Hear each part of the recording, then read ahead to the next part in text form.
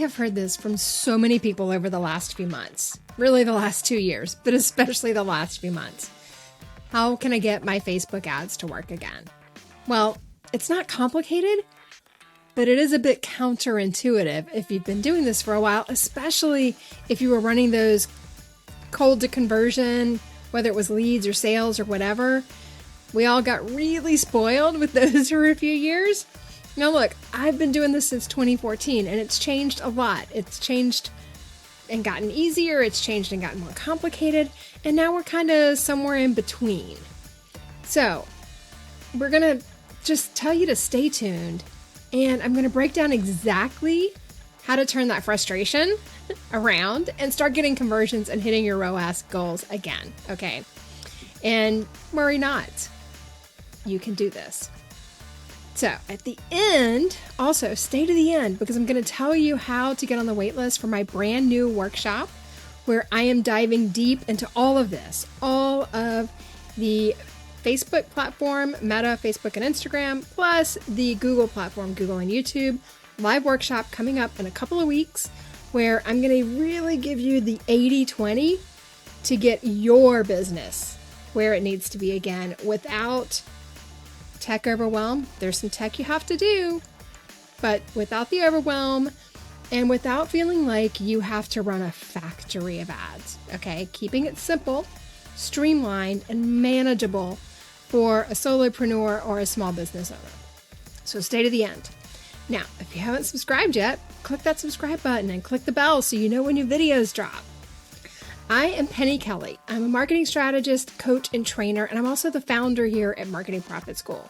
The strategies that I give you in these videos are exactly the same I give my high-end coaching clients, as well as the service clients that I've run ads for since 2014. I don't run ads for other people anymore, but I do have some Train the Trainer programs where I can teach your team how to do it for you and get you set up properly so you're tracking those metrics that matter. So let's dive back in. We're going to focus first on the elephant in the room, cold to conversions. Yeah, it was really cool for a few years, right? Like you could just get the right lookalike or you could get the right targets. And if you had good copy in your ad and a decent creative, you could rock it. You could definitely get, look, I've gotten 12 ROAS for people before on cold audiences. Okay, but those days are gone. Now, I will have a little bit of a disclaimer here. We know that the algorithm likes to get about 50 conversions a week to optimize. If you have a well-seasoned pixel and you are feeding the algorithm a ton of data, I do know people that are still doing these cold to conversion ads, and they are people that are spending a lot of money on ads and they're feeding a lot of data to the pixels and to the algorithm. So if you're in a position to do that, it does still work. But I think that there are better ways to do it now. And I believe if we dance with the algorithm instead of trying to beat it or hack it, we get better results. So let's unpack what that means, okay? And so this is especially true for the rest of us, the solopreneurs, the small business owners. It's just not feasible to do that, to make that kind of investment, to make it work for us. And again, we're trying to kind of beat the algorithm. So when we dance with it, we get better results. And we find a new path to our goals. That's all. Doesn't have to be all that complicated. And again, just a reminder, don't hack the algorithm. It's not going to really get you the results you want long term. It is not going to build the foundation you want for long-term growth. So when we think about it, we think about the platforms.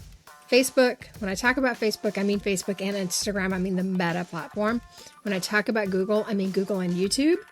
And I mean mostly Google Display and YouTube ads. So those are kind of like where I focus for really small businesses, because a lot of your people are either going to be on Facebook or they're going to be on LinkedIn. And you can use Google in tandem with either of those or with both of them to get the results that you want. Okay, so if you look at the platforms and you look at their suggestions on building campaigns and creating audiences, you'll see they're both kind of guiding you to this traditional marketing path, this AIDA path, right? Awareness, interest, decision, and action, right? And that's been around 100 years, probably. So if we dance with the algorithm, we're kind of guiding people to do that, but we can make some tweaks along the way so it really works out in our favor. So let me explain. Now, if you've been around a while, maybe you remember 6, 7, 8 or more years ago when Russell and Dagan and some of those people were teaching about the invisible funnel, right? It was very secret and cool, and all the cool kids wanted to know how to have an invisible funnel. Well, this is kind of what we're doing now on the platforms. We're creating this sort of invisible funnel in that the end user, the person that's on the platform, doesn't really see that they're being pulled through a marketing process. They just feel like content that they want to see right now is in front of them, and they're engaging with that content. So it's a great way to serve the audience what they want while still building the audiences and the warm audience that we can retarget on those platforms. So the cool thing is for them, they don't have to leave the platform. They don't have to give us their contact info. They're still going to see what we want them to see next, as long as we're running the ads to show that to them.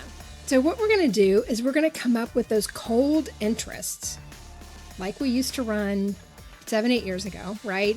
Maybe smaller audiences than we have been for a little while now. Facebook has been guiding us to do these really big audiences recently, the last 3 or 4 years, especially before all the iOS changes, right? So maybe if we go back to kind of the sizes we were doing, like under 500,000, maybe even under 250, test it for your market, see what works for you. And, you're going to squeeze those ages a little bit and squeeze those interests a little bit. So you're getting a little more precision in your cold targeting. And we're going to show content on the platform, whether that's kind of a long blog post style post, whether it's a video. We all know platforms love videos right now, so just do the videos. Just rip that Band-Aid off and do the videos. But also written content can be valuable in this process as well. I like to start with videos. And then we use a little psychology and we give them more of something they've already shown an interest in. Imagine that. That whole thing about show them you can help them by actually helping them. So maybe it's in front of them hours later. Maybe it's a day later, a couple of days later. These things sometimes take a little time to churn. Sometimes they churn a little faster. So you watch a video about subject X that you're interested in, and then you see another video about a different angle of subject X, or the next thing after subject X. Or, hey, when you solve this problem, then this other problem pops up. You can slice it and dice it a million ways, and I definitely have some frameworks that I take clients through to help figure all this out, because you're really mapping their beliefs to get them closer to a buying decision. So, what do they need to believe next in that process, right? And that's the content you're going to show them. Then after they've consumed 2 or 3 pieces of content, then you get their information. You could do it right on the platform with a form. I know that Facebook has this. I believe Google does too, where you just pop up a little form, they fill it in. It might even be pre-filled for them that they just click, yes, this is what I want. Then you take them to the thing they asked for. You get their contact information. Keep in mind, the more information you collect, the fewer people will complete it. So if you want to have their address and phone number and all these things, if you have a higher ticket or a different sales cycle, this is especially true for people who want home improvement services, or people in real estate or car dealerships, right? They want to be able to talk to people right away, have someone call them. Even someone who's interested in higher ticket coaching things, a lot of times will collect phone numbers on that and ask if they want to text, or if they want to talk on the phone, or have them book a call. So the resistance, the friction is higher when you want more information. I recommend getting a first name and an email address and start with that if you're in an information or an expert space. So you're taking those baby steps toward those next connections. If you're niche or your industry warrant getting additional information, ask for what you need. And just understand that your conversions may not be quite as high when you're getting all that additional information. Even with very good marketing, it does reduce the number of respondents that you're going to get. But now they've given you permission. They have raised their hand. They've raised their hand again, maybe even again, maybe 3 or 4 times. And now you're taking them to a landing page and they're giving you permission to market to them and to continue educating them. The other thing that they've done is they've given us a lot of information about what's important to them. They've allowed us to segment them and segment again. So we have tons of information that we can use to serve them, to give them more of what they want, and to guide them to the right solution within our ecosystem for them. And with this information that they've given us, we can nurture them as a lead to really blow them away with how well we can take care of them. We can also deliver just the right content that they care about. So we are moving them on that path closer to buying our course or joining our program. And from their side of the table, it just looks like we totally know what they want. You know why? We do, because they've told us, and we've just taken these little clues and dropped them into their contact card in ActiveCampaign or whatever we use for our email marketing so that we have this information and we're giving them content that they want. We're also giving them content that we know they need alongside that content that they want. So it's like we're anticipating the next thing, and it's really cool from their perspective as a lead that's being nurtured as a potential client or customer, for us to know this much about them already, not in a creepy way, in a way of service, of helping them. It also allows us to surgically target. So we can segment down to such a precise level if that is what we need to do to really offer the right solutions to our clients, or we can just broadly segment. Is it e-commerce or coaching? Is it coaching or courses? Is it a combination? Do they want a sedan or an SUV? Do they want to live in the suburbs of the city? All of these things can be done with the signals they send us, with their behavior as we're getting to know them. We just have to ask along the way. And in that email, we're going to totally serve them, and we're going to be so obviously the logical choice for the person they should work with that they're practically going to be throwing their credit cards at us.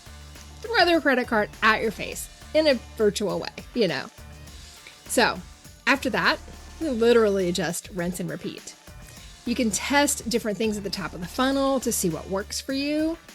And it's a very easy way to test and be nimble, because you can test something for a few days on a decent budget of like $10 a day even, and figure out if this is getting you the kind of people that want to watch the next thing or consume the next thing. It's really easy to test quickly in your marketing and to see what's going to get traction. And the cool thing is, once you get people coming through, then you can use that data to get more cold audiences like them. Very cool, right? Very cool.